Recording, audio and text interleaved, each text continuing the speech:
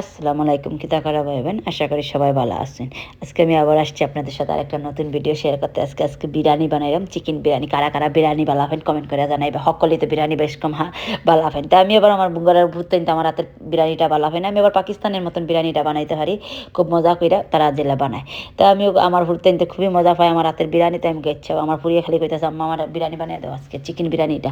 সব নিরাম বিরিয়ানিও বানাই, চিকেন বিরিয়ানিও বানাইতে আজকে আমার ভূতেন চিকেন বিরিয়ানিটা খাইতে চাইছি, তাই আমি কিছু বানিয়ে দিলে ইজিলি একটা চিকেন চিকেন ভিজে এলাইছি, তো বিরিয়ানি বানিয়ে দিলে।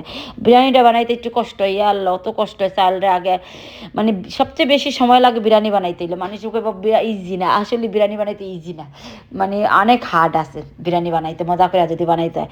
তা আমিও বিরিয়ানি বানাইলাম। কারা কারা বালা হয় কমেন্ট করে দাওয়াত রইল আপনারা সবাই ইফতারের লক্ষ্য বিরিয়ানির লিগি আমার ঘরও, বুঝছেন। তো আমি আজকে বিরিয়ানি একটা বেবি চিকেন দিয়ে আঁকেই বানাইলাম। তো আমার ঘরে আবার বেবি চিকেন দিয়ে বিরিয়ানিটা বলা ভাই মজা পায়, তো আমিও বানাইলাম।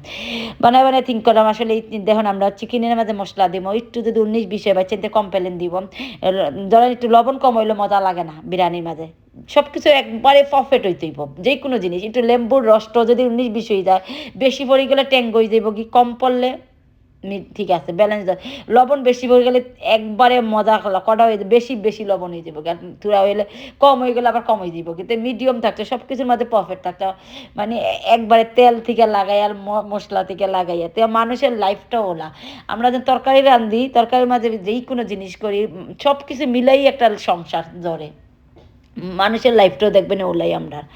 যেমন আমরা মানুষের লাইফের মাঝে দেখে লাভ না হইলে সংসার চলে না। হাজব্যান্ড ওয়াইফের মাঝে বেশিরভাগ আমি আজকে বিরিয়ানি বানাইলে আমার একটা থিঙ্ক করলাম নামাজ পড়া, যে আসলেই তো আমরা যখন নামাজ পড়ি, আমরা বাচ্চা ইচ্ছার লেগে দোয়া চাই, আমরা দুনিয়ার লেগে দোয়া চাই, আমরা হাজব্যান্ড ওয়াইফ নিজের বিয়ার রিলেশনশিপের লিগে দোয়া চাওয়াটাও ইম্পর্টেন্ট, কারণ বিয়ার লেগে। কারণ দেখা যায় অনেক সময় আমরা বুড়ো হয়ে গেলে, বয়স হয়ে গেলে, অনেক সময় বাচ্চা ইচ্ছা যখন ধরুন বড় হয়ে গেল, অনেক ফুরিয়ে কাম করে বা অনেক ফাইনতে কাম করে না, ঘর বইয়া বইয়া খায়, অনেক সময় বাপে একটু চিল্লায় যে এই কামও যাস না কেন। অনেক সময় আমরা দেখেন না নি বাচ্চা জনের চার মাকে হইলে একজনের মায়া টানে এক বাই দি, ও গো আমার ফেভারিট বাচ্চা, হোক গো আমার ইয়া। এক বাচ্চার দিকে মা বাপের একটু বেশি টান থাকে না নি, তো দেয় 19-20 হয়। তেমন মানে লাভ মানে এমন এক জিনিস, হাজবেন্ড ওয়াইফের মাঝে লাভ হয়। অনেক সময় দেখবেন বাচ্চা ইচ্ছার ঝগড়ার মাঝে আমরা বড় মানুষও ফরি যাই। বড় মানুষও ফরি গেলে তখন বাচ্চা ইচ্ছা কয় তুমি চয়েস করলে তুমি আব্বারে চয়েস করো, নাহলে আম্মারে চয়েস করো, মানে মারে বেশিরভাগ অপশনটা দেয়। তুমি তোমার হাজব্যান্ডের চয়েস করবা, নাহলে আমরারে চয়েস করবা। তো অনেক সময় অনেক ওয়াইফ সকলে কি করে, ভুল করে, মিস্টেকটা করে হাজব্যান্ডের সাইরা ফুয়াফুরিরে চয়েস করে।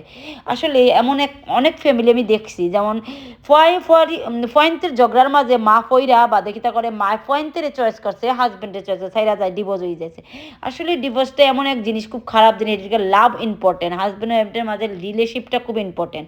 একজন আরেকজনের ইজ্জত থাকতো, রেসপেক্ট থাকতো, লাভ থাকতো। লাভ যদি আপনি বুড়াকালে না থাকে, তো এই রিলেশনশিপ ভাঙতে টাইম লাগতো না, ফট করে ভাঙিয়ে দেবে। কিন্তু আপনি তো যাইবেন আপনার ফোয়া চাইরা, কিন্তু পরে দি ফোয়া তো বউ লয়ে যাবে, আপনি একলা পরে যাইবেন কি।